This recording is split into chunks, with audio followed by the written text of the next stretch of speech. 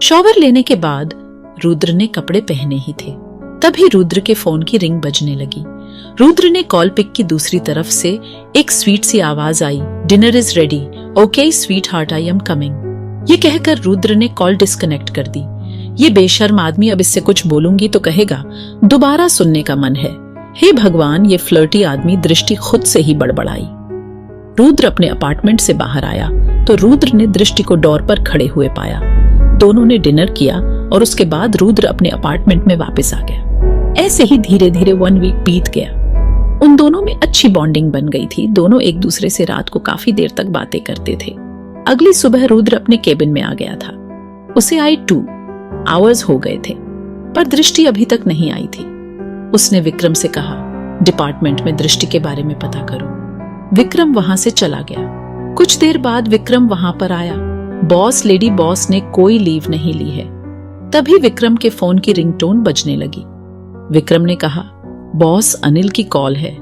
रुद्र ने उसके हाथ से फोन लिया। कॉल कनेक्ट होते ही अनिल घबरा कर बोला, बॉस वो। तभी रुद्र ने कहा, वो क्या, साफ साफ बोलो। आवाज सुनकर अनिल कांप गया। बिग बॉस, लेडी बॉस शादी कर रही है। किससे शादी कर रही है? रुद्र ने कहा। बिग बॉस अमन सिंह से।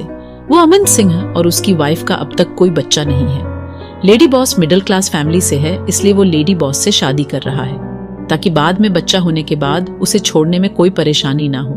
बॉस, इस सब में सोमनाथ ठाकुर का हाथ है। रुद्र ने ओके कहकर फोन डिस्कनेक्ट कर दिया। दूसरी तरफ सिंह मेंशन में मंडप सजाया जा रहा था। दृष्टि को दुल्हन की तरह सजाया जा रहा था। 2 आवर्स लेटर दूल्हा ने सिर पर सेहरा बांधकर मंडप में बैठा था। तभी पंडित जी ने दुल्हन को बुलाने के लिए कहा, जल्दी करो, शुभ मुहूर्त 1 घंटे का ही है। दुल्हन को मंडप में लाया जाता है। दुल्हन की आंखों में आंसू थे। पंडित जी मंत्र के श्लोक पढ़ रहे थे। दुल्हन ने फेरे लिए। दूल्हे ने दुल्हन के गले में मंगलसूत्र बांधा और उसके मांग में चांदी के सिक्के से सिंदूर भर दिया। पंडित जी बोले, शादी संपन्न हुई। इतना सुनते ही दृष्टि के आंखों से आंसुओं की धारा बह निकली। उसके पैरों से तो खड़ा भी नहीं हुआ जा रहा था। दृष्टि ने दूल्हे का कॉलर अपने दोनों हाथों से पकड़ा और रोते हुए कहा, मेरा छोटा भाई कहाँ है? अब तो उसे छोड़ दो। तभी एक भारी सी आवाज उसके कानों में पड़ी। वो ठीक है और सिटी हॉस्पिटल में एडमिट है। अपने भाई के बारे में सुनकर दृष्टि थोड़ा शांत हुई, पर उस आवाज को सुनकर दृष्टि की धड़कनें बढ़ गई।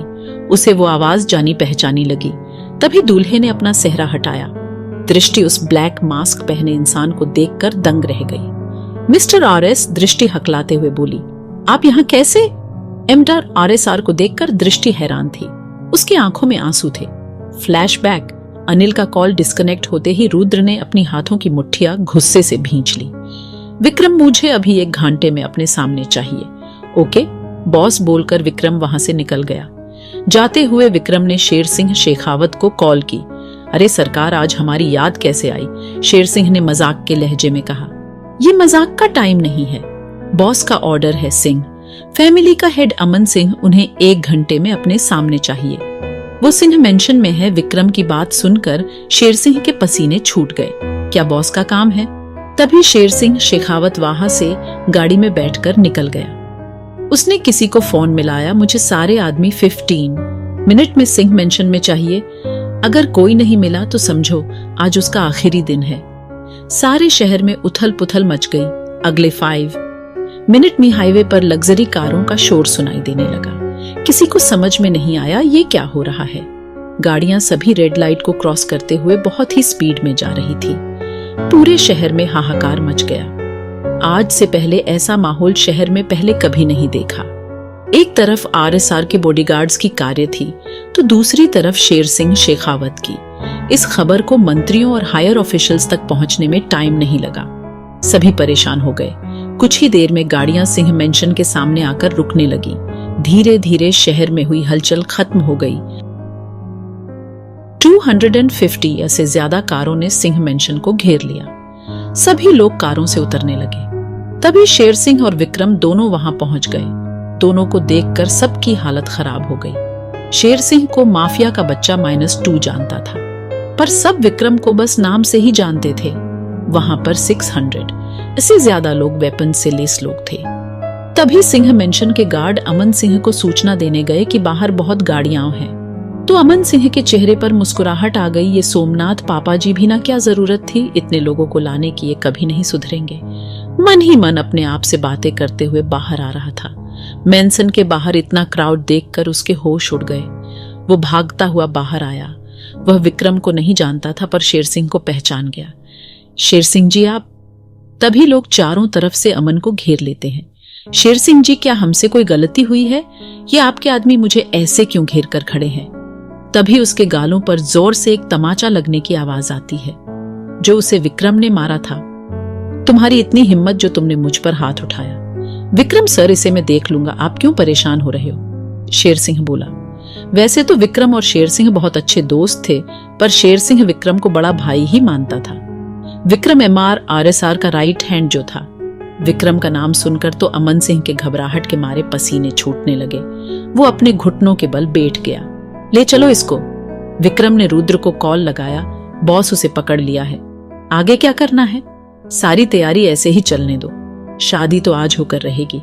मैं वहीं आ रहा हूं, तुम और शेखावत वहीं रुको। 10 मिनट बाद सिंह मेंशन के सामने मिस्टर RSR का हेलीकॉप्टर लैंड करता है, जिसमें से मिस्टर RSR ब्लैक मास्क लगाए हुए निकलता है।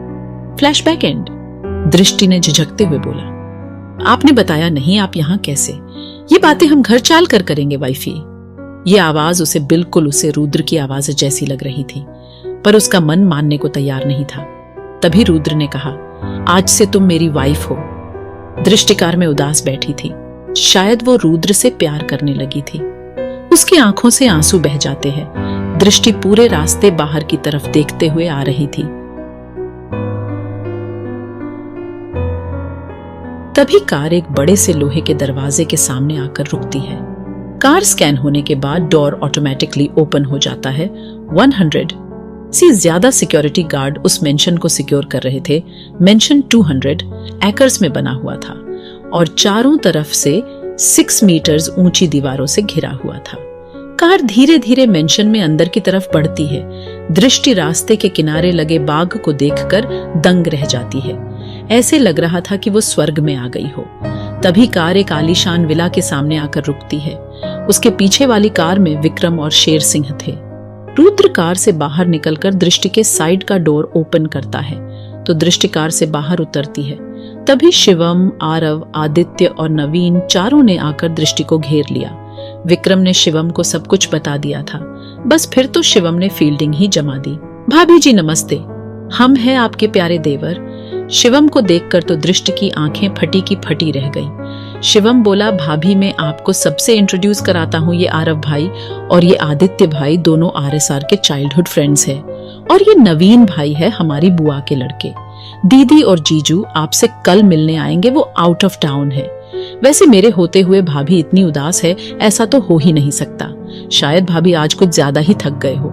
आप आराम करो, हम आपसे कल मिलते हैं। शिवम मुस्कुराते हुए बोला, ओए तू कल क्यों मिलेगा? तू बात करते दो थकता नहीं है।